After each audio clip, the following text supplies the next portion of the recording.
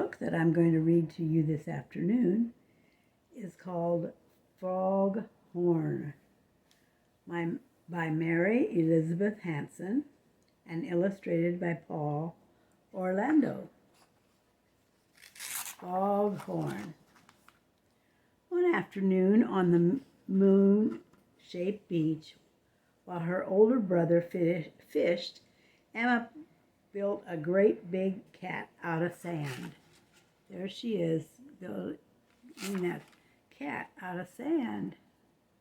She's going to have a special cat. She added each scoop of sand so tenderly and shaped each curve with so much love that she could almost feel him breathing.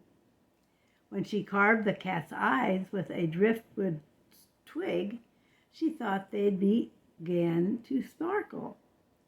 And when she pulled the barbs from sandy seagull feathers and used them for whiskers, she definitely heard him purring.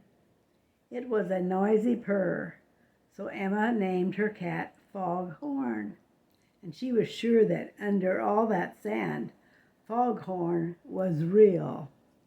So she's making that cat out of sand. Just look at that. Soon the sky grew dark with storm clouds, and Emma's brother said it was time to go home. Emma tied her red scarf around Foghorn's neck to keep him warm and kissed him goodbye. Then she and Joey walked away. Foghorn liked the kiss. It was 10 times better than the itchy tunnels of sand crabs who were digging under him. It was 100 times better than the poke in the nose a bug-slurping sandpepper gave him, and it was 1,000 times better than the loneliness he felt when Emma walked away with her brother. He didn't want to do that. He wanted to go with them. You think he's gonna get to? Let's turn the page. So Foghorn scooped himself up and followed his friend. He padded silently along until a dry twig snapped under a big sandy paw. Emma turned around and there was Foghorn. "Joey," she whispered, "my sand cat is following me home." Just look at all the sand on the sidewalk. So Foghorn scooped himself up and followed his friend. He padded silently along until a dry twig snapped under a big sandy paw. Emma turned around and there was Foghorn. "Joey," she said, "my sand cat is following me home." I guess I said that twice. But just as she spoke, Foghorn met an old woman with a big broom, and he wisely ran under a parked truck. Joey saw only the old woman and some sand on the sidewalk.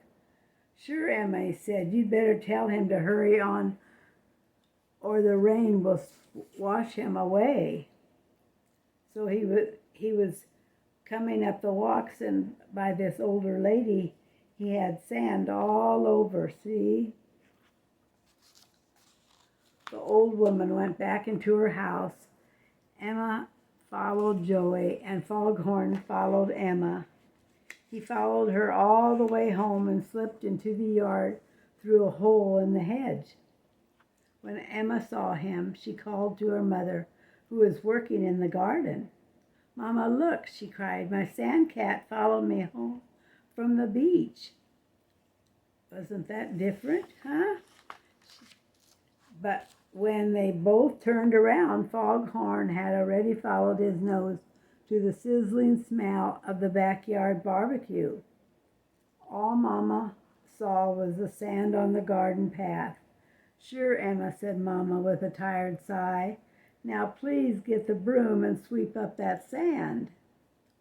Emma ran to the backyard to do as she was told, but when she got there, she saw Foghorn again.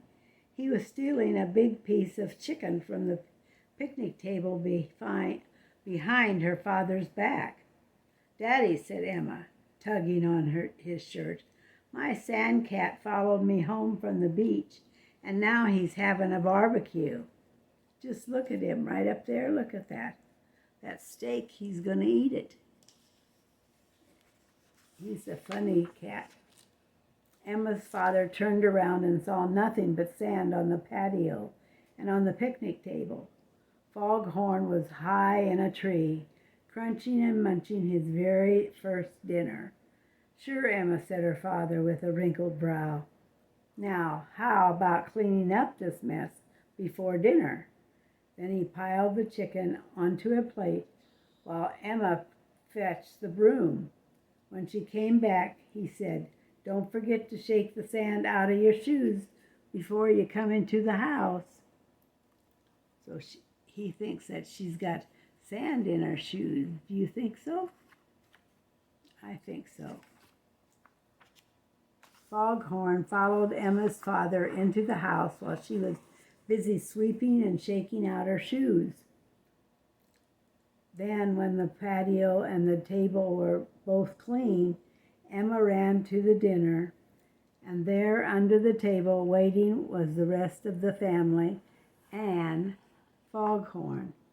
Look, Emma squealed, there he is again. Oh my goodness, he's quite a foghorn.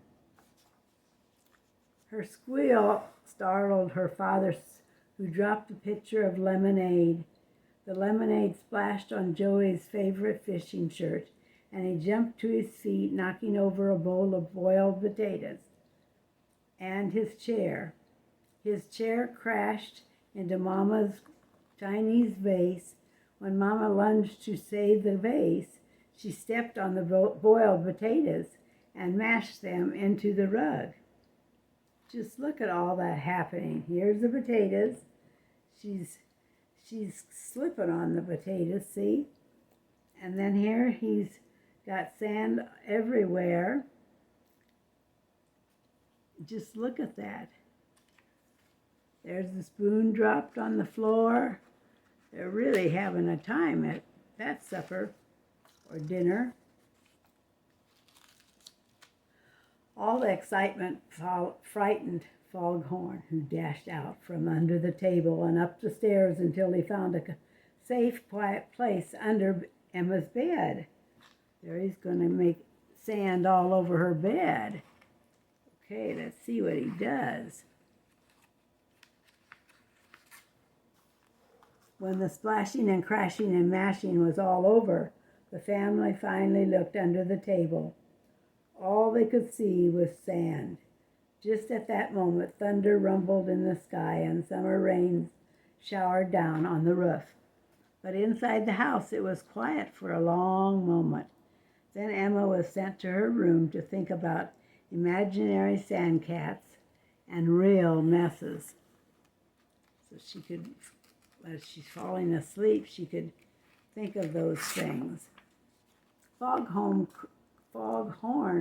crept out from under Emma's bed and saw that his friend was very sad.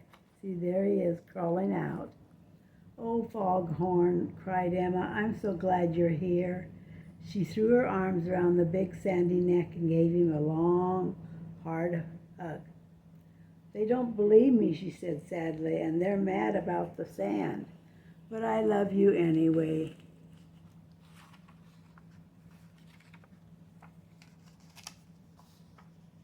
And then in the twinkle of twilight and the sparkle of raindrops, Foghorn's sand was washed away.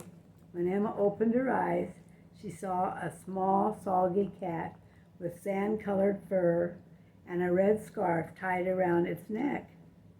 Emma knew it was Foghorn, even without his sand, so she gathered him up in her arms and carried him downstairs to see her family. Like small, wet cats any better than big, sandy ones. She's going to see if her family likes him so that she could keep him there. And they did. So they're going to keep that sandy cat. Thank you for listening. I hope you have a good day. May God bless.